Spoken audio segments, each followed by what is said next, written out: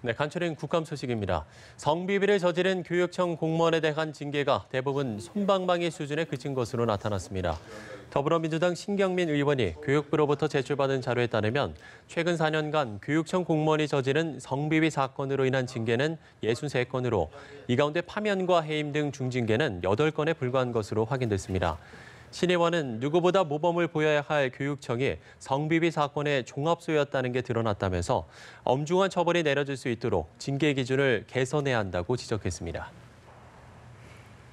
유사 성행위나 각종 음란 행위가 이뤄지는 신종, 변종 풍속업소가 교육환경보호구역 내에서 여전히 성행하는 것으로 드러났습니다. 자유한국당 전희경 의원이 교육부로부터 제출받은 자료에 따르면 2013년부터 올해 6월까지 학교로부터 200m 내인 교육환경보호구역 내에서 적발한 불법 금지 시설은 1,800건으로 그중 절반 이상이 신변종 업소인 것으로 집계됐습니다.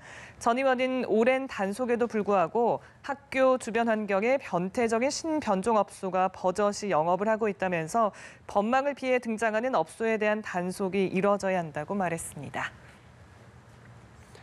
호주 워킹홀리데이 사건 사고가 최근 5년간 급증하고 있으며 상당수가 행방불명인 것으로 확인됐습니다. 더불어민주당 박병석 의원이 외교부로부터 제출받은 자료에 따르면 호주 워킹홀리데이 참가자의 사건 사고는 2013년 60건에서 지난해 230건으로 4배 가까이 증가한 것으로 집계됐습니다.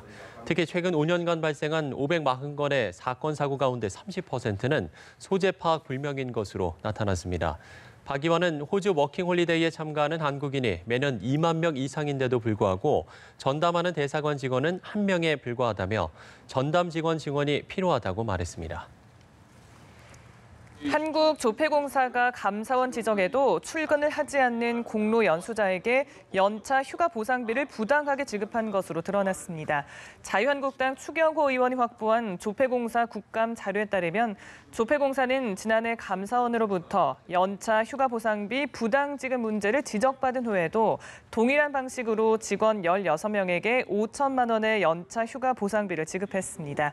추 의원은 조폐공사의 도덕적 해이가 도를 넘어섰다며 제도 개선과 함께 부당 지급액에 대한 환수를 적극 검토할 필요가 있다고 말했습니다.